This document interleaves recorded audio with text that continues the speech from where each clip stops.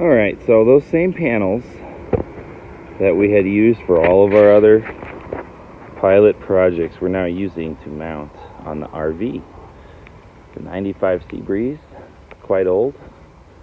It's going to be revitalized by this setup. We're going to use the same batteries, those Life PO4s from Signature Solar, and we're going to use the same Genetry solar inverter, and we're going to use the same charge controller from, I don't know the name of that brand actually. I think it's called Amped or something like that. They're not really a very well-known brand, and it's not a great solar charger. It is a great solar charger, but it's off by 0.3 volts, so it's not recommended for a beginner. Any case, the plan calls for a side mount on the RV.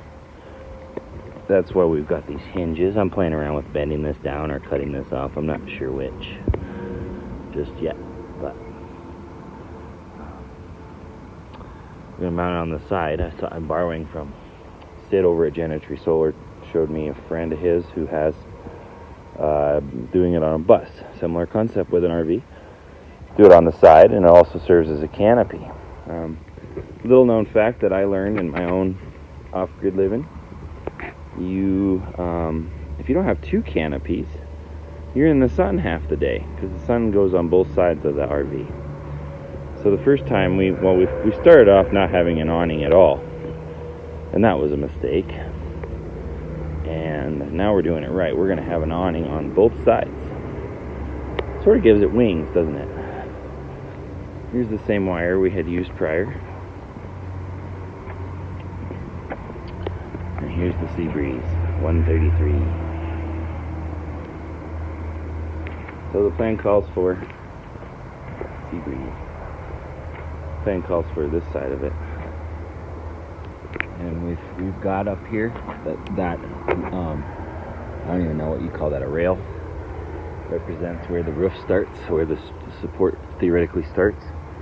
And then it's going to go all the way down here to right here. It's just going to barely fit. A close fit, but it should. And I'll start right here at the window, as far forward as we can legally go, or safety reasons go, or whatever the case may be. And we'll go back all the way to, it should go about here, but it might overhang a little, which is fine. You can have accessories like that mirror hang over quite a bit without it being a problem.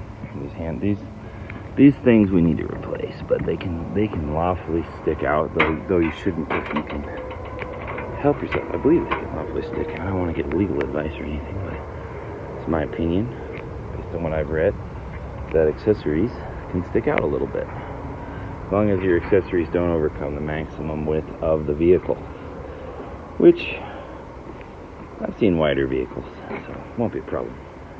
And you can see we're borrowing from this side how they did the canopy. They're bolted into the roof structure. And so it's going to be nice and shady underneath and nice and energized on top. Let's see if it's unlocked. I'll show you. I don't think it is. No, I won't show you that right now. I'll show you that another time. In any case, I'm Joseph. I'm with zchg.org and WeCharge. That's WeCharge without the EWECHARG.com. We'll see you next time. Stay tuned. I forgot kind of the most important part. Now these, in order to make those solar panels fit, we had to shave off just a little from each of these bolt heads. Just a little bit. Just enough to take the label off of it. A little bit more. And we actually used a recycled trailer to do it. Ultra Tow from Northern Tool, which is essentially the same thing, pretty much the same thing as your Tractor Supply. Or was it no, Harbor Freight, Harbor Freight aluminum trailer.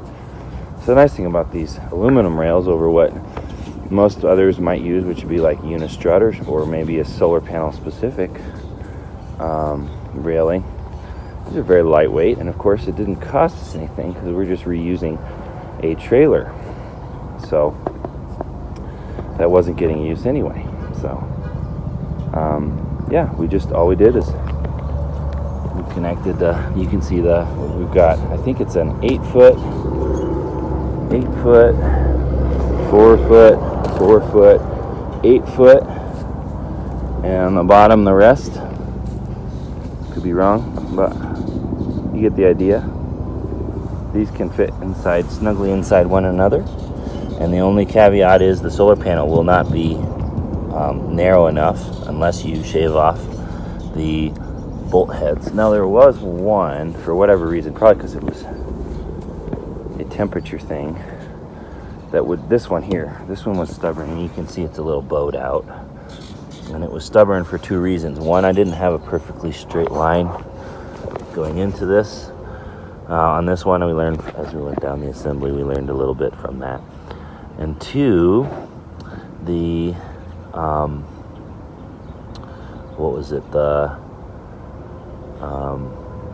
the temperature. And so what we did is we just shaved off a little bit from the actual solar panel, just a little bit, not too much, not enough to write home about. And so we've got our 250 watts times 8 going on that side of that RV, and it'll give it new life. Pretty cool.